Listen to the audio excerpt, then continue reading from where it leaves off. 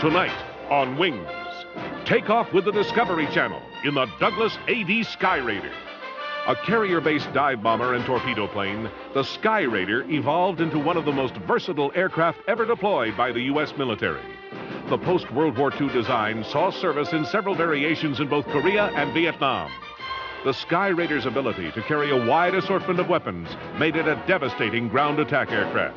Tonight, soar high in the Douglas AD Skyraider on Wings.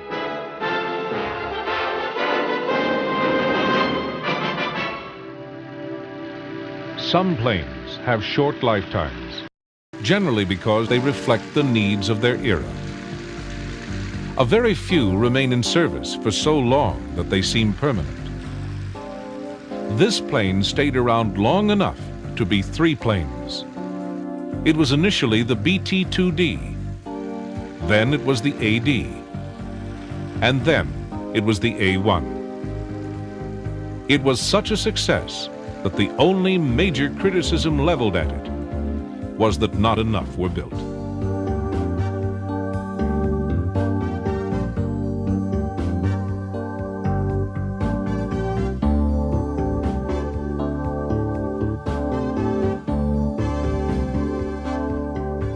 The first Douglas Skyraider, known then as the Destroyer II, took off in March 1945, beginning a service career that was to stretch, unbroken, to Vietnam. After the last U.S. Navy A-1 combat missions were flown, the plane was still being used ashore by the United States and South Vietnamese Air Forces. Where or when the last Skyraider in combat service flew a mission is somewhat of a mystery. It's probable that they were in use in the African state of Chad as recently as 1979. Even as the Skyraider was in development, it was already widely believed to be obsolete. After all, it was designed and constructed at the same time as the development of jet engine aircraft, in an era that was obsessed with speed. While other designers were scratching their heads about the best way to get around the sound barrier, Douglas engineers were wrestling old-fashioned problems with propellers and radial engines. Nobody questioned that the design was a pinnacle of piston-powered aviation, but many questioned the need for climbing that pinnacle.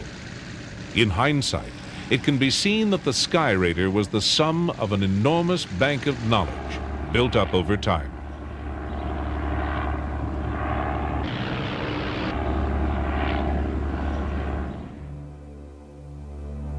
In 1925, just 20 years before the first flight of the Skyraider, the U.S. Navy had one aircraft carrier. By 1935, this figure had only increased to 4. Naval aviation was an experimental area. There was no debate about the use and worth of these big ships, but the navies of the world still assessed each other's strength in the number and caliber of battleship guns deployed.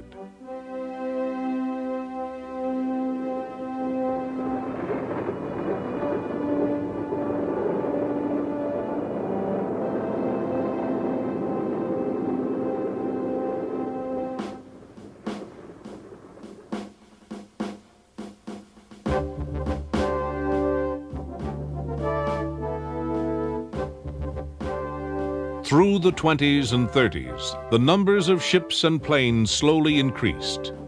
Experimentation and testing went a long way toward sorting out the systems, methods, and value of naval aviation.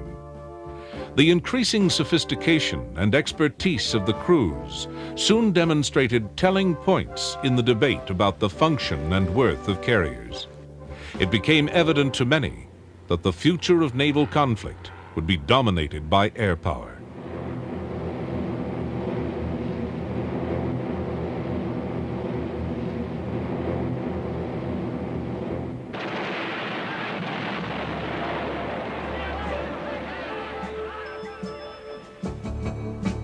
Pearl Harbor not only settled all arguments from the die-hard battleship supporters.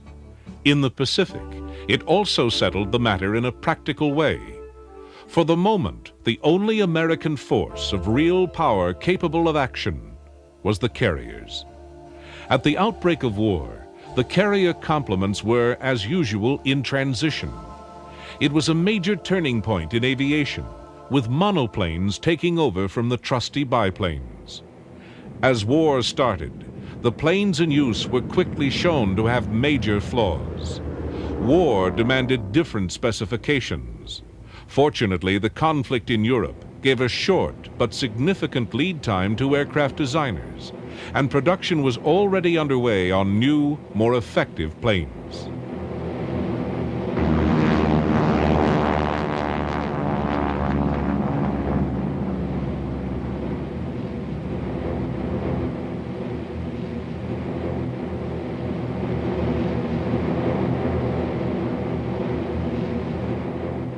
Curtiss Helldivers and Grumman Avengers were to carry the bulk of the weight of war for the U.S. ships.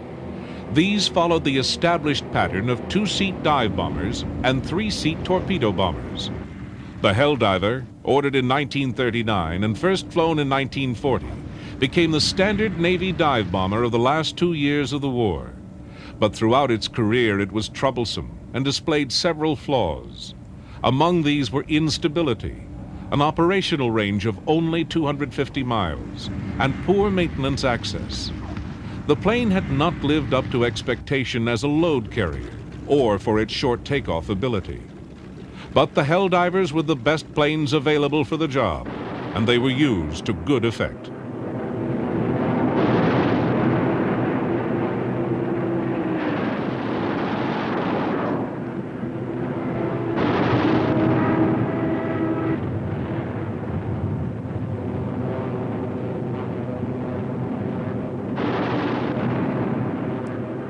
On the other hand, the Grumman Avenger torpedo bombers were a great success. The planes they were to replace, the aging Douglas Devastators, were so outdated that the Avengers were ordered to full production even before the prototype flew. The gamble paid off. With a 2,000-pound bomb or torpedo load, the Avengers, when they went into service, were invaluable, and they were to stay with the fleet until 1954.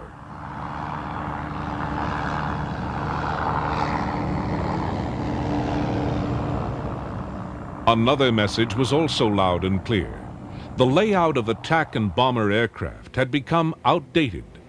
The speed and firepower of fighters was such that there was no way for bombers to protect themselves. Their gunners were no deterrent to fighter attack. They needed to depend on their own fighter escorts for control of the sky. This meant there was no real point in the wasted weight of revolving gun turrets. The load would be better carried as fuel and bombs.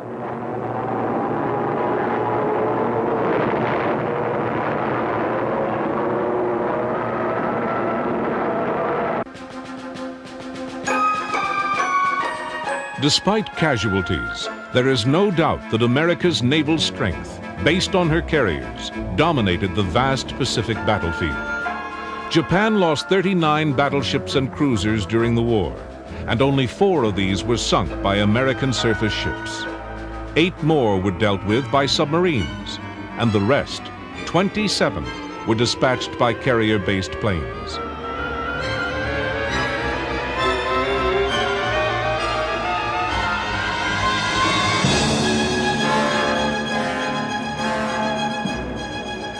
Naval aviation was clearly one of the most powerful weapons at America's disposal, and plans were developing to meet needs far beyond the war's end. New, reliable, and powerful engines were available. Experience made it possible to predict accurately the behavior of a design shape. Combat indicated that the gunner was a redundant concept, and in the same way, the observer or bombardier was wasted in a specialized airframe. The next specification for a Navy attack plane to be issued was for a single-seat aircraft.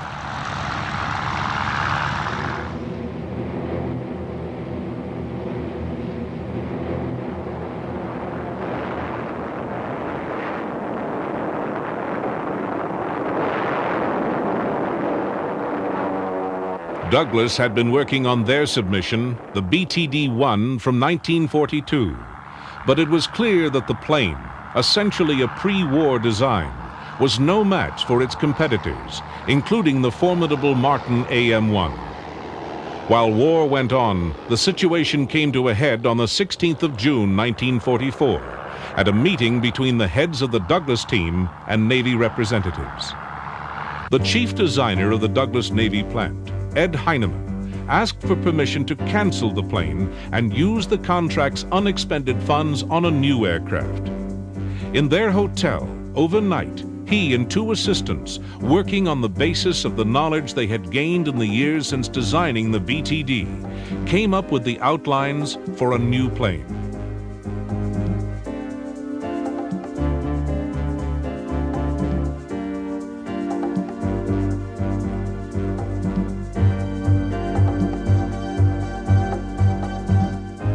The sketches they presented the next morning, accompanied by their technical explanation, intrigued and impressed the Navy's representatives. Douglas was, in effect, allowed to re-enter the competition. They had only 9 months to get their plane into the air, and it had to comply with very tight and unforgiving specifications.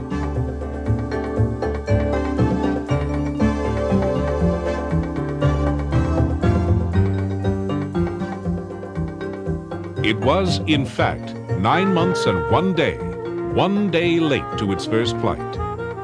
About an hour after takeoff, the test pilot was back on the ground, enthusiastic about the plane. It had exceeded his expectation, as it was to exceed the expectations of many people during its lifetime. But the war was drawing to a conclusion. Douglas, having produced the goods, faced the prospect of the market disappearing.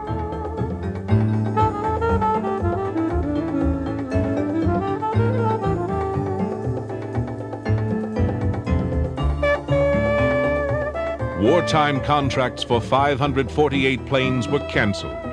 3 were delivered in 1945, and only another 22 in 1946.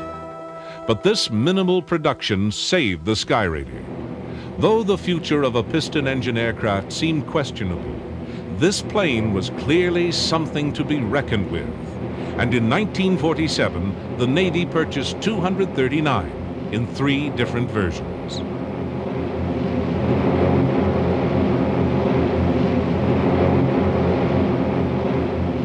In time, the new plane would operate in many other roles: ambulance, ECM platform, RPV or drone director, target tow, anti-submarine warfare aircraft, night fighter plane, rescue helicopter escort, early warning radar platform, and even as a transport seating 12 passengers. In all, there were to be around 30 major types and about the same number of subtypes. The Skyraider never ran out of uses. The 82 was a very stable aircraft. It was not difficult to fly. In fact, to check out, from going from one plane to another, going from training command, where I flew Corsairs, to the A2, merely read the handbook and took open book tests and sat in the cockpit and learned the location of everything. And then it was time to go. It was very quick and a lot of fun. The 82 was a good plane to land on a carrier. I went on one full cruise of 6 months and never got a wave off. And I was not, I was not the exception. It was just a neat plane on a carrier. And when I was a young pilot, I even took off with the flaps up by mistake. Still got airborne. And it was just fine. Korea saw Skyraiders thrown into conflict, where they played a major part in that war. Korea brought the world's remaining ideological camps into conflict. Remnants of the 1930s school of dictators would be swept under the skirts of one camp or the other for the next 40 years, and history would come to see the Cold War as a continuation of the Second World War. On the ground, there were times when battles resembled World War I, with the new American technologies of war pitted against infantry armed with rifles and trenches. The helicopter became a major weapon. United Nations air domination was, for most of the war, complete. The services of Korea's giant neighbor, China, effectively replaced North Korean forces because these had been destroyed. China is still coy about what it cost to maintain the line near the 38th parallel, but that line would hold, and the war would be settled with pens.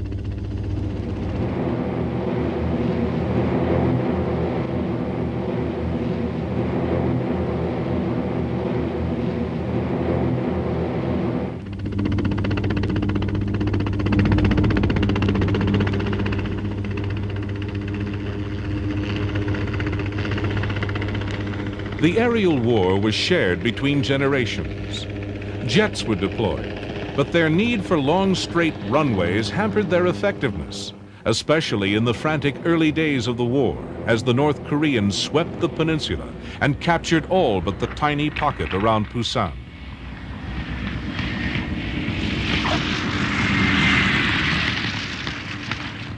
The Air Force was hampered by having to fly from Japan with relatively short-range jets. The Navy's carriers were called on for a high proportion of support for the soldiers fighting desperately to hang on.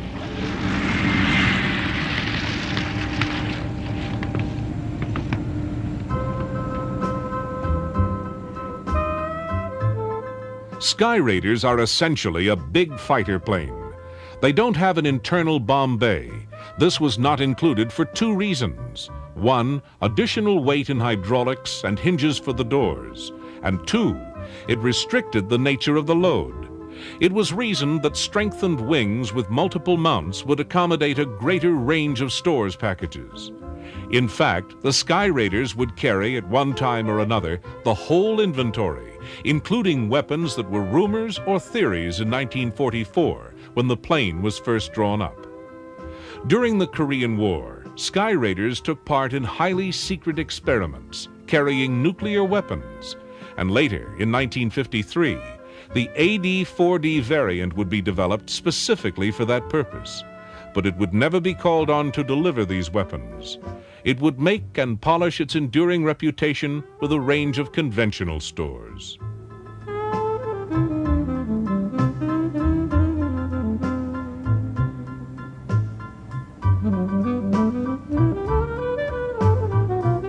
In the desperate days early in the Korean War, and later as the fighting dragged on, the Skyraiders were increasingly accepted as being the Navy's big punch.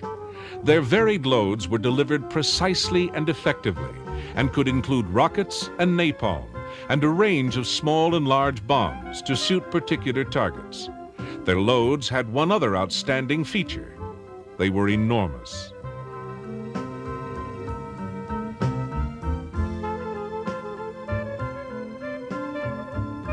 On several occasions, a Skyraider would deliver a weight of bombs that was greater than its own weight.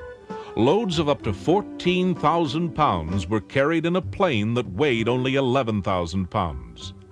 This was well outside the parameters of what could be expected from most other aircraft in service, and the longer the war went on, the more additional orders flowed into the Douglas factory.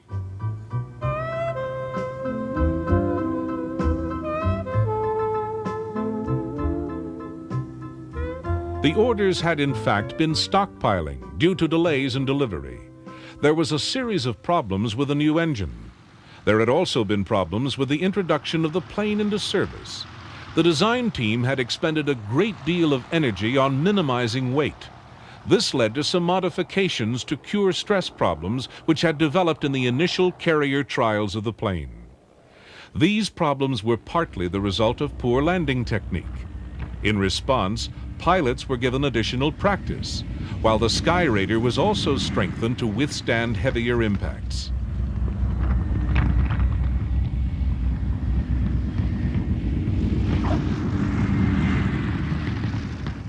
Most of the planes they served with in Korea were to be phased out rapidly. The jets because of the rapid developments in technology, and the piston planes because of their age. The Skyraider's future was also already being scrutinized in order to develop specifications for a replacement aircraft. The conclusion was a tribute to the big Douglas aircraft. because the Navy decided to buy 3 aircraft, splitting the roles performed by the Skyraider to a range of airframes.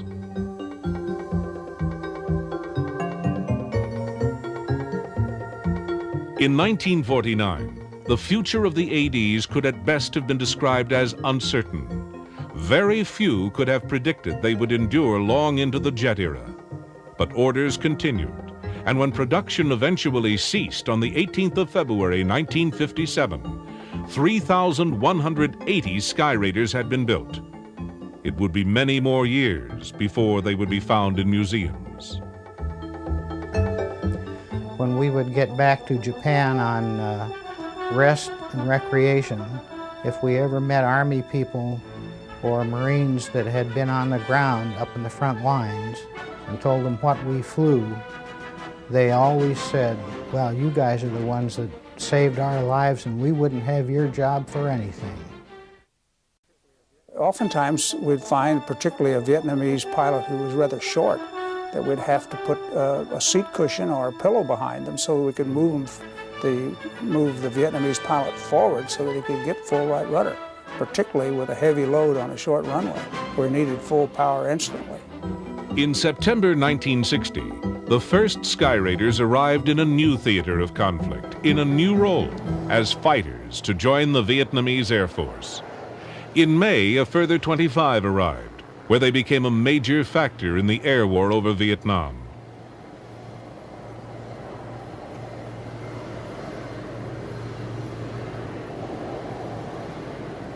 United States involvement with the Vietnamese Air Force grew, not only in supplying aircraft, but helping in many ways to tune the Vietnamese into a combat-ready force. In 1962, pilot training was transferred to the United States. Coincidentally, military aviation experimentation was being directed toward the question, what type of aircraft would best answer the tactical requirements in counterinsurgency operations? The answer was an aircraft with the attributes of the Douglas Skyraider.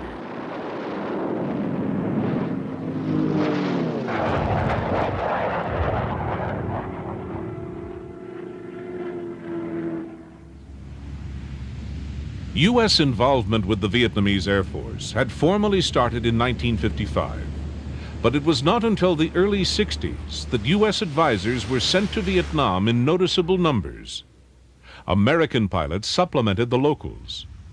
American administrators, ground crew, and trainers also multiplied, and the flow of aircraft continued.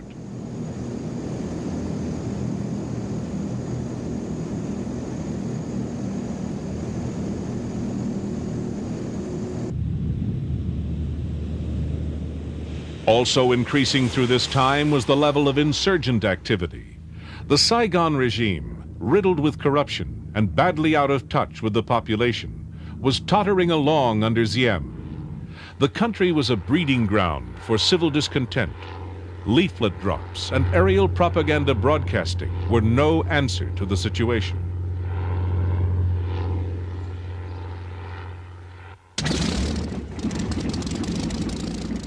The flow of arms and then troops from the north made the situation in much of the south untenable. For military efforts to work, the nature of the regime would have to change, giving some recognition to the interests of the people. Sadly, Southern politics would be limited to a series of presidents. The system persisted. The only movement was a gradual decay that eventually became defeat.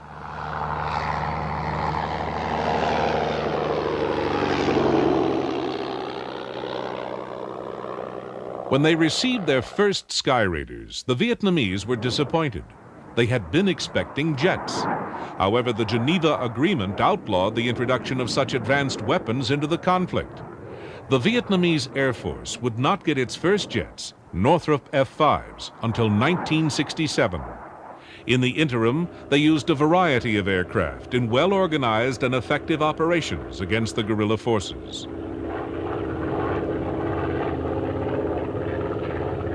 Over the skies in Vietnam, Skyraiders performed an outstanding role in counterinsurgency, and another customer the United States Air Force was soon to be flying them alongside the Vietnamese.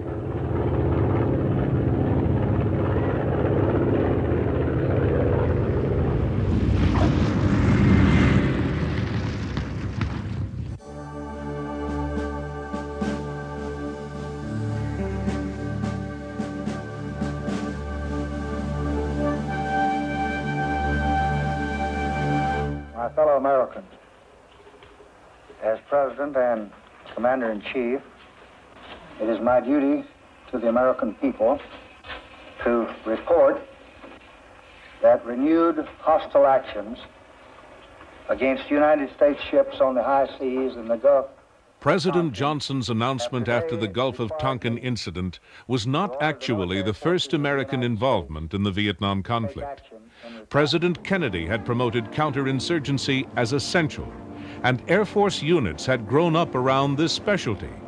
Nor had they taken long to arrive in Vietnam with its long-running guerrilla war.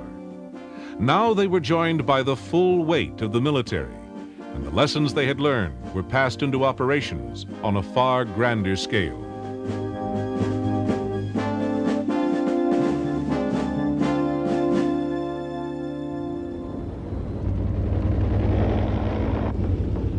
With the formal commitment of United States forces came a transformation of the conflict.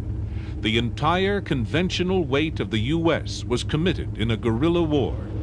Helicopters would be the enduring image of Vietnam, as gunships, as troop carriers, and as rescue for downed pilots. Bravo 8-1, airborne at flight of 16, event 101-4, over.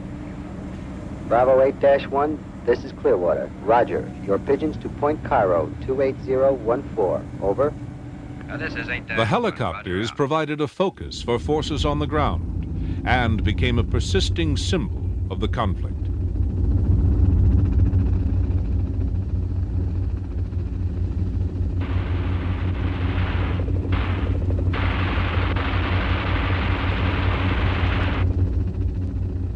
The increasing weight of war machinery and new methods of employing it developed along with a bewildering series of political skirmishes. Together, these military and political developments gave new meaning to the expression, the futility of war.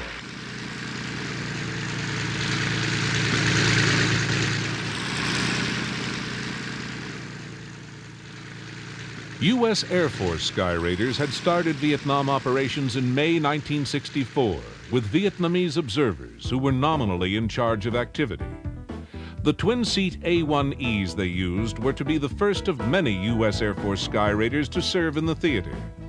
By the time the E's began to run out, the U.S. was fully involved, and they could be replaced with the still numerous single-seaters.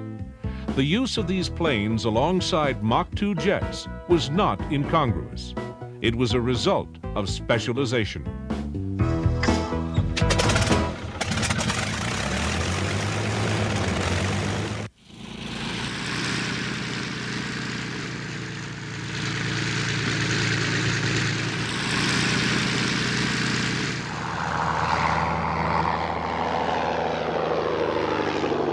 Skyraiders had exceptional attributes. The ground troops appreciated their heavy load of ordnance and the fact that they could loiter, waiting for work. Their pilots loved the accuracy that could be achieved when flying something as stable, slow, and maneuverable as their A-1s. They were also grateful for the armored toughness of the planes, which could absorb tremendous battle damage.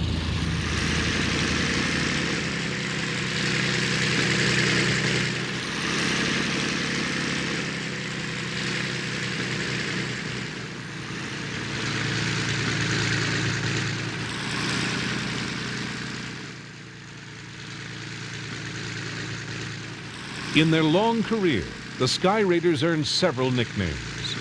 There was a drive to have them known as the Pulverizer, which never took. They were known after their call sign in Korea as ADs, which were able dogs. They also had other names. They were Spads, and in their rescue work, they were Sandy.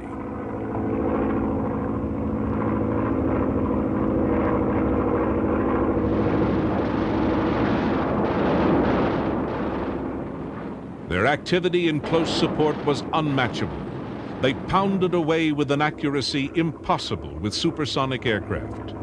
They provided this service in virtually all weather. When the jets were grounded, the Skyraiders were out there working. Admittedly, they offered a pretty good target. Someone who had been trying to hit a Mach 2 jet with the rifle would have welcomed the sight of a SPAD to shoot at. But the SPAD soaked up damage and kept on going, at least to the extent of getting home, even if they wouldn't fly again.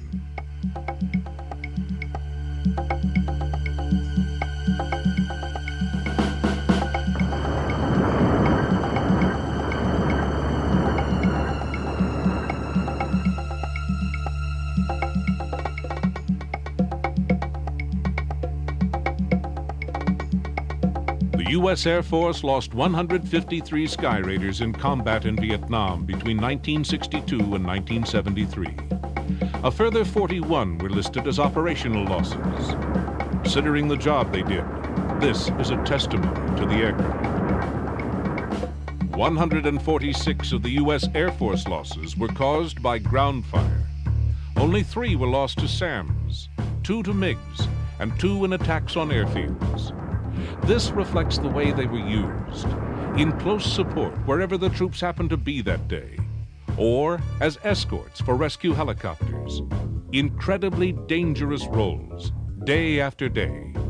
Whereas the overall U.S. average of losses due to ground fire was 57%, for the Skyraiders, the figure was 75%. On one occasion, we had a 4-ship of A-1Es land at Nakhon Phanom, and between us, 4 A-1s, and the 2 helicopters, there were 619 holes in our aircraft. That's exciting, and it was immediate, and oftentimes it was dramatic, high drama over a long period of time. Now we continue with Wings on the Discovery Channel. The twin-seat A-1E models that the Air Force had first taken out of Navy mothballs simply wore out. There comes a time in the life of an aircraft when the next rebuild cannot be justified, and the E models had come to that point. The U.S. Air Force would continue to use Skyraiders, replacing the aging E's with the single-seat H model. The last E model flew its final mission on the 10th of April, 1967, and was hoisted aboard ship for its journey back to the USA. There was quite a bit of history in that moment.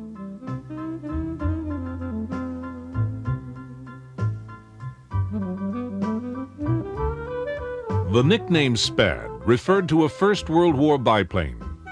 At first, it expressed the scorn of the jet pilots for the lumbering old war horses that cluttered their airfields. However, the SPADs in Vietnam changed that scorn into grudging respect, and then into awe. In time, many of the jet jockeys would owe a great deal to the SPADs, because Vietnam had given the Skyraiders a new task. Many knowledgeable people maintain that the SPADs found their finest hour in this new role: rescue helicopter escort.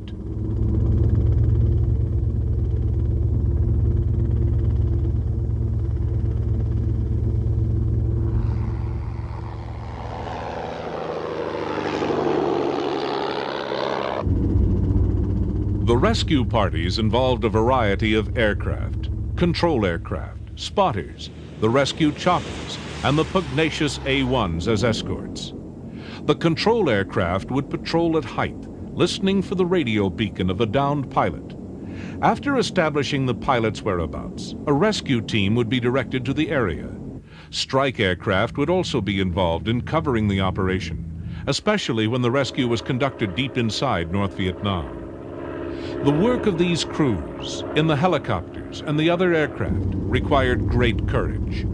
Despite the danger, the units pressed each mission as hard as possible, and in the course of the war were credited with an amazing 3,833 rescues.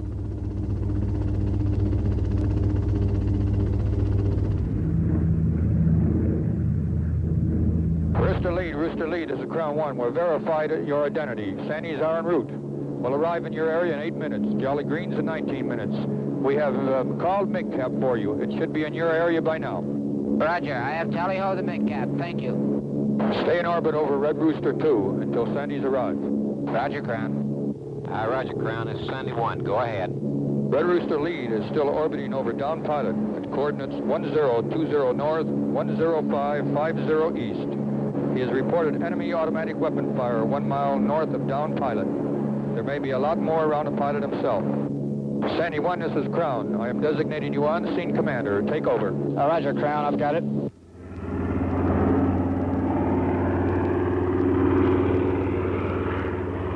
Skyraiders filled the role of escort well. They had the endurance to stay aloft for hours. They could quite happily hover along with the slow helicopters. At the location of a rescue, they could bring their firepower into play to suppress any hostile activity in the area, allowing the Jolly Greens to go about their business with little interference. For these missions, the Skyraiders were fully loaded with ordnance and ammunition. Because of the vulnerability of the helicopters to ground fire, it was essential that enemy activity be suppressed before the choppers presented themselves as stationary targets hovering above the downed crew. As a result, the A-1s would engage in what was referred to as trolling for fire. This consisted of flying low and deliberately drawing fire from enemy guns near the scene. When these guns had been located and silenced, the air would be safer for helicopters. It did, however, make a Skyraider a dangerous place to be.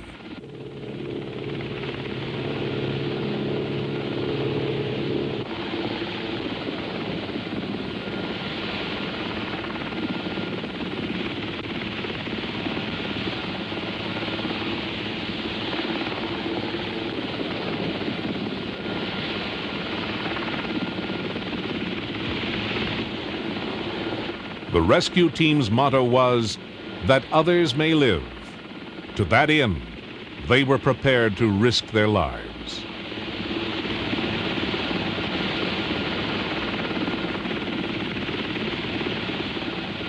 The parajumpers, the men who went down the wire to the pilot, were trained scuba divers in case the rescue took place over water. They were qualified parachutists and experts with small arms and hand-to-hand combat. They were also fully trained in first aid. With the rest of the crew, they faced the danger of flying low and slow in their chopper to the rescue site, often under intense fire. Then they left even the aircraft's limited safety to become dangling targets, that others may live.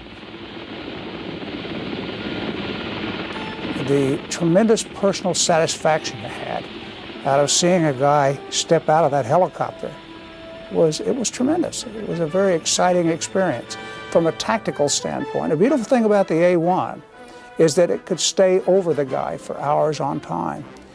It had a versatile load with 15 external stations. You could put a wide variety of ordnance on the aircraft. So it meant that when you got airborne, you could be applied to a wide variety of targets and situations. The disadvantage to the A-1 is obvious, because while it was an airplane with tremendous staying power and time in the air, it was very slow. And as a result, it was a fairly easy target for less sophisticated automatic weapons and anti-air. The Navy had apparently replaced the Skyraider when it split the roles of the plane among three airframes. The Grumman Tracker was to take over anti-submarine missions and went into service in 1954. The 1952 Douglas Skywarrior was to carry out long-range bombing, including nuclear bombing. And the Douglas Skyhawk, the superb A-4, was to do everything else. But no one had told the Skyraiders. They were still there in 1964 when the carriers found themselves in Vietnam, still a standard medium attack plane.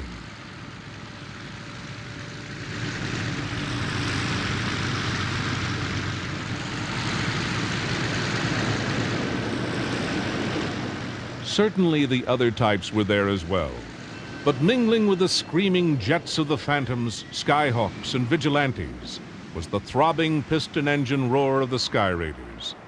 They were an important part of the striking power of the carriers in the early years of Navy involvement, and their slow and accurate attacks brought huge bomb loads to targets with deadly effect.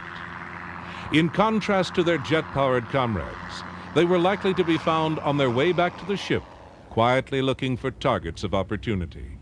Their accuracy, huge loads, and long range made them uniquely valuable.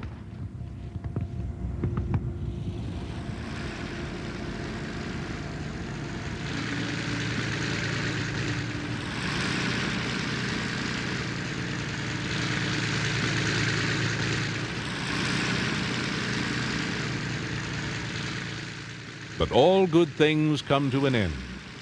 If the production lines were not to be reopened for further construction, there were only the existing Skyraiders.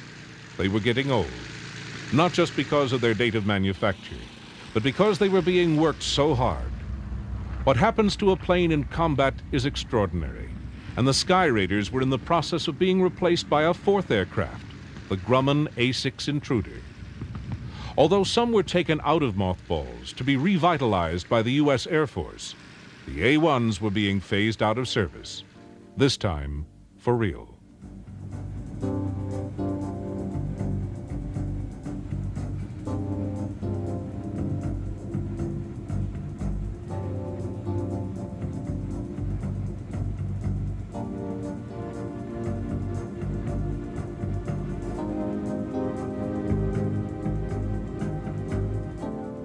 On Sunday, the 20th of February, 1968, Lieutenant Theodore Hill landed his Skyraider on the USS Coral Sea after completing a combat mission over Vietnam.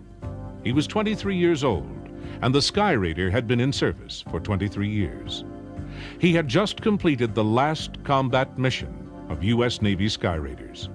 That was it. The old planes had finished their Navy service.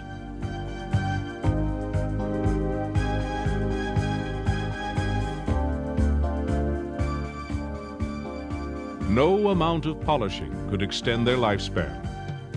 They could still have been loaded with arms and sent on more missions, but it was time to call it a day. After a career as a full-time anachronism, the Skyraider had finally earned a long overdue retirement. Their replacements were already in service. Indeed, some of their replacements were due for replacement themselves.